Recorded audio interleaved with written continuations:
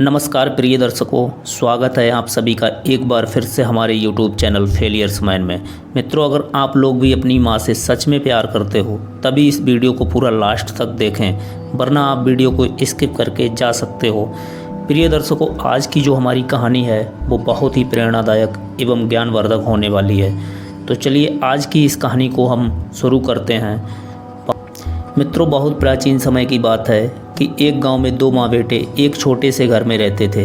उस लड़के के पिता का देहांत बचपन में ही हो गया था, इसलिए वो दोनों माँ बेटे एक साथ में ही रहते थे। माँ गांव के लोगों के यहाँ छोटे छोटे काम करती थी, जिससे जो धन इकट्ठा होता था उससे उन दोनों का गुजारा चलता था। मित्रों, एक दिन उस लड़के के मन में विचार आया कि अब मैं कमाने लायक हो चुका हूँ और मेरी माँ बूढ़ी भी हो चुकी है, वो बेचारी कब तक दूसरों के यहाँ काम करती रहेगी।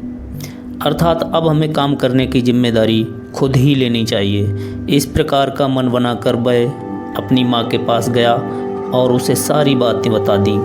माँ ने सोचा कि विचार तो सही है इसका, क्योंकि एक ना एक दिन इसे धन संरक्षण के लिए तैयार तो होना ही पड़ेगा। माँ ने स्वीकृति दे दी। बेटे ने कहा कि अब वह धन कमाने किसी दूर शहर में जाएगा। तो जो बूढ़ी माँ थी इस बात पर थोड़ी चिंतित हुई, पर उसने उसे जाने के लिए हाँ कह दिया। प्रिय दर्शकों, फिर अगले दिन जब वह लड़का शहर जाने के लिए तैयार हो गया तो जाते समय माँ ने रास्ते के लिए कुछ खाना पीना बांध दिया और अपने बेटे को खाना देते हुए कहा कि बेटा, याद रखना कि मेरा आशीर्वाद हमेशा तेरे साथ रहेगा। दोनों की आंखों में आंसू थे, परंतु काम पर तो जाना ही था। लड़का घर से चल दिया। रात होते होते वह एक अनजान शहर में पहुंच चुका था। शहर में पहुंचते ही उसने देखा कि बड़े बड़े महल, गाड़ियां, रास्ते, दुकानें आदि सब चकाचौंध से भरे पड़े हुए थे।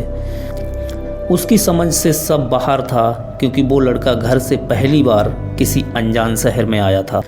अब समस्या उसे रात में रहने की थी और सुबह में नौकरी ढूंढने की। फिर उस लड़के ने सोचा कि चलो ठीक है, अब हम आगे चलते हैं, क्योंकि माँ ने कहा था ना कि उसका आशीर्वाद हमेशा उसके साथ है। दोस्तों, और वो इस बात को याद करते हुए आगे बढ़ता चला गया। रात काफ़ी हो चुकी थी। सभी लोग अपने अपने घर को चल दिए थे। दुकानें बंद हो गई थीं। सब चकाचौंध गायब हो चुकी थी, मानो किसी जंगल में आ गए हों। मित्रों, चारों ओर सन्नाटा छा गया। कहाँ खाना, कहाँ सोना, कुछ भी नहीं पता था बेचारे इस लड़के को। वो लड़का ये सब सोच ही रहा था कि तभी एक व्यक्ति हाथ में लाठी लिए वहाँ से जा रहा था और फिर उस आदमी ने उस लड़के से पूछा, अरे लड़के, कौन है तू? यहाँ क्या कर रहा है? लड़का थोड़ा डर गया। उस आदमी की आवाज़ में दम था और वो बहुत तेज़ भी था। मैं यहाँ का चौकीदार हूँ। कौन है तू? यहाँ क्या कर रहा है? फिर पूछ रहा हूँ, क्या है तेरे पास? लड़का धीमे स्वर में बोला, माँ का आशीर्वाद। मित्रों, लेकिन वो चौकीदार कुछ समझा नहीं और उसके पास गया और सारी बात पूछी। लड़के ने सारी बात एक एक शब्द बता दिया। फिर वो चौकीदार उसे अपने साथ ले गया और उसे खाना खिलाया। गली के छोर पर उसकी एक छोटी सी झोपड़ी थी। आराम करने के लिए उस लड़के को जगह दी। उस आदमी को लड़के की बातों पर विश्वास हो गया था और वह उसके व्यावहारिक लक्षणों को देखकर उसे लड़के के प्रति दया आ गई और उसके पास कई गलियों की चौकीदारी की व्यवस्था थी। उसने लड़के को एक गली का कार्यभार दे दिया। मित्रों, अब उस लड़के के पास नौकरी की व्यवस्था हो गई थी। धीरे धीरे उसका काम देखते हुए शहर की और गलियों के प्रस्ताव भी उसके पास आने लगे थे।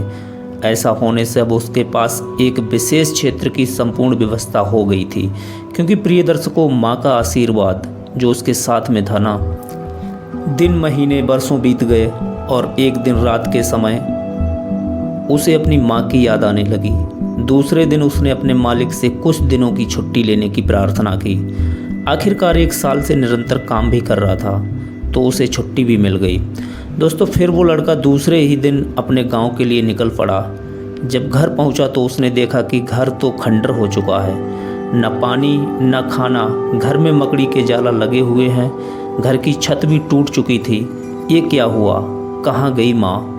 शायद किसी पड़ोसी मित्र के साथ रहने लगी होगी, हो सकता है। कई विचार मन में आने लगे उसके। माँ का पता नहीं। फिर वो गांव के किसी व्यक्ति से पूछने गया। उन्होंने बताया कि उनका 3 महीने पहले स्वर्गवास हो गया था।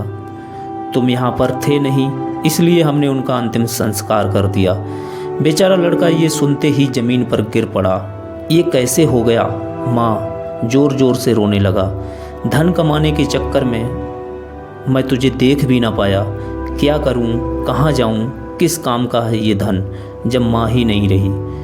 प्रिय दर्शकों, जब वो लड़का थोड़ा शांत चित्त होता है तो उसके कानों में सिर्फ एक ही बात गूंज रही थी कि बेटा, मेरा आशीर्वाद हमेशा तेरे साथ रहेगा।